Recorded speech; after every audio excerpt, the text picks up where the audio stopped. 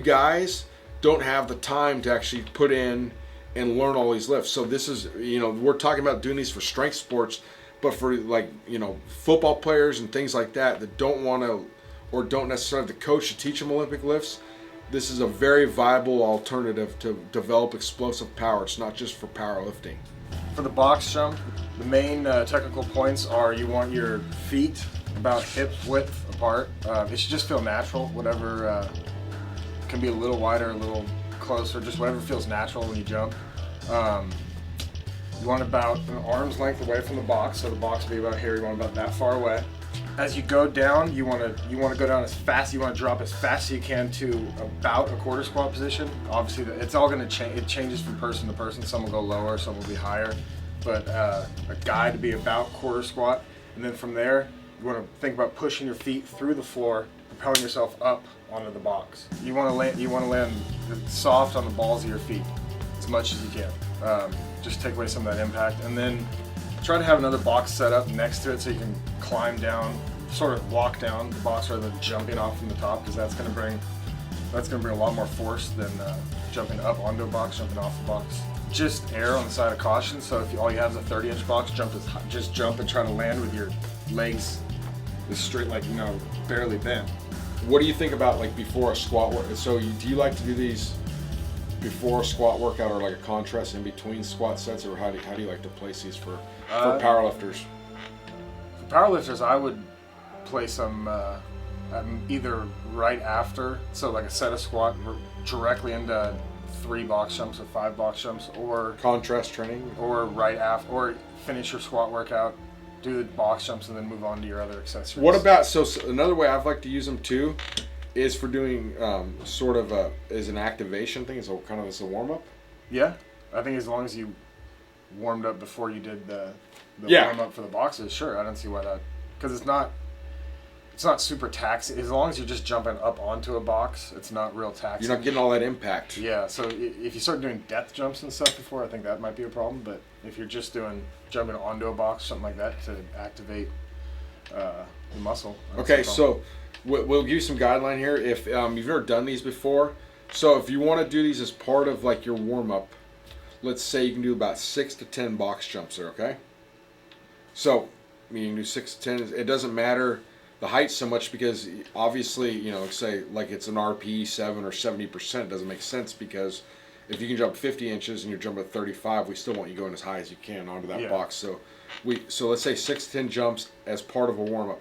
You could do it between, like he's saying, anywhere from you said 3 to 5. You can do as few as 1, depending how intense it is and what level you're at.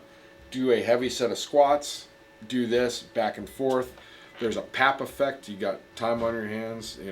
Look it up on Google Scholar if you're interested in that. But that means you're going to basically, by doing that first squat, what's going to happen is you're going to basically more efficiently recruit the higher threshold motor units for the jump and vice versa. So it's kind of like they're going to feed off each other in a sense.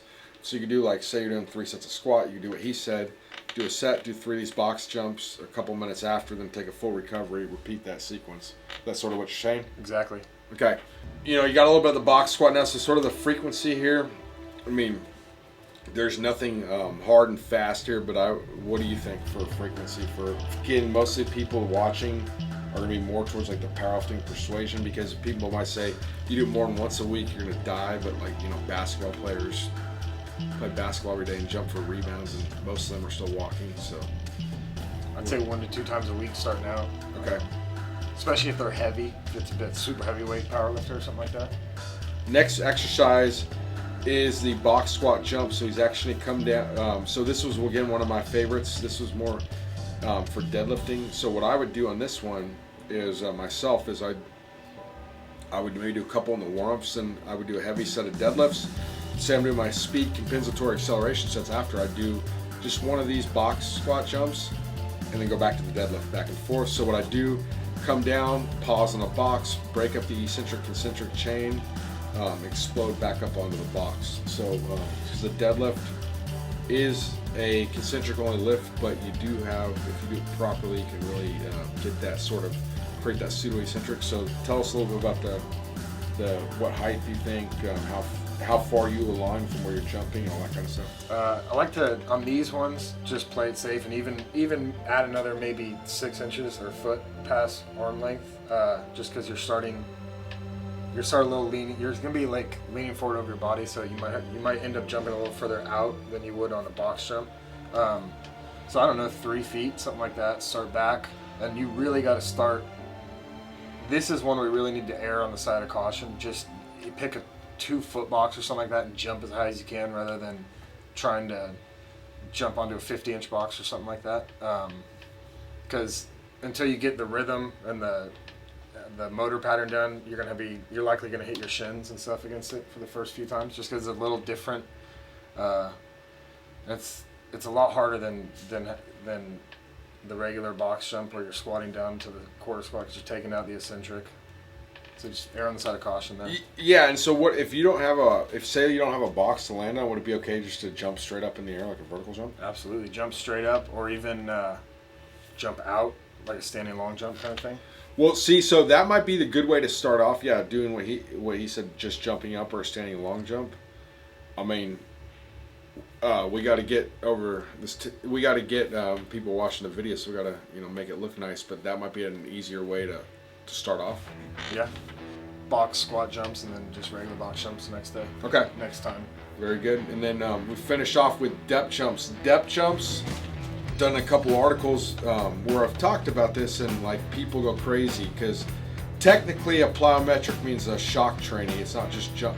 Now it's simply defined as jump training, but technically when Yuri Vyshkovsky from Russia, the greatest sports scientist to ever live, came up with this, what he meant was you would jump off something, you'd land, and you'd come up. So it was actually shock training.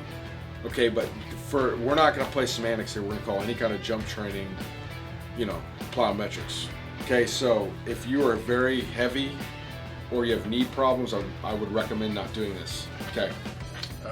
Yeah, I would say the same thing. Usually with box jumps, I think that people don't do them enough, or they're say you got to squat twice body weight to do it, are usually full of crap. But with these ones, these actually can hurt you if you're way too much and you're not ready to do them and stuff, because there's a lot of force. So start out real like less than you can vertical jump. So 20 inches, step off the box, and as quick as you can off the ground. Right when you land, jump straight up in the air. So do you want to stand there and like land for a long time, or do you hit and go? Fast as you can, explode off the ground. I mean, that's